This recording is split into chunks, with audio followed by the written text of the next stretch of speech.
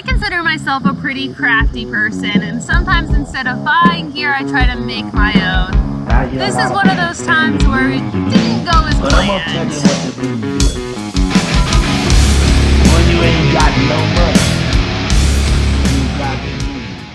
So a couple of years ago, I really got into hammock camping in the summer. And if you are from an area where it rains like I am, you need a rain fly. And they have a bunch of different rain flies on the market, but I was like, all of these rain flies are a boring gray color. I bet I could make one. And so without any plan at all, I went to a local Joann's and I bought some ripstop nylon fabric. And I was like, I can do this. It's also important to note that at this point in my life, I had just started sewing.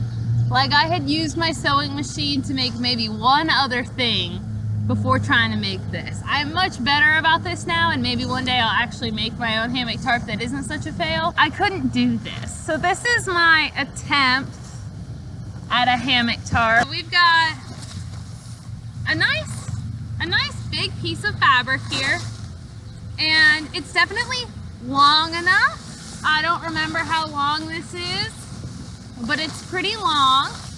Ooh, the wind's taking it away. But here's the thing you should note. This is how wide my tarp was.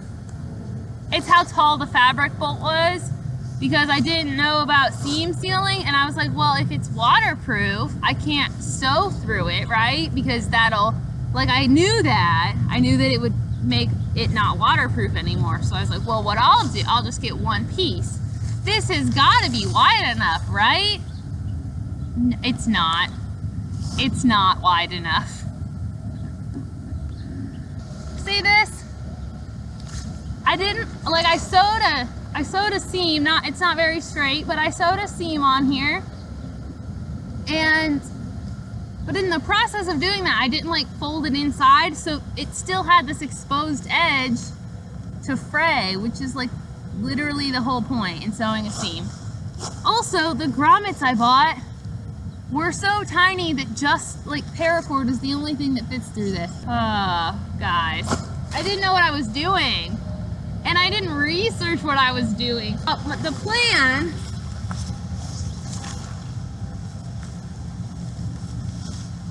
was to have my hammock set up like this, so that it was running down the center vertically with the ends staked out. But I also only bought a thing of paracord to do down the center and to tie off all my corners, which was not enough. The only time I've successfully used this project was that I went caving this one time in these awesome pants that repel water. On that same trip, we had to set up a bunch of tarps overhead to kind of have dry places for all of our people to huddle and store their stuff and get ready, and a relief from the rain. And in that situation, it worked pretty well because it is a big rectangle. That's all it is. There's nothing fancy here. So this is my DIY fail, guys. If you have a really good hammock pattern that I could maybe use to make my own fly that's not triangle shaped, that would be great. And if you liked this video, be sure to give it a thumbs up. If you want to see more times that I failed at being outdoorsy successfully, let me know in the comments down below. I mean, I'm a hot mess. I'm glad to share that with you guys. We have new videos every week. Bye, guys. I'm gonna hang out here for a while.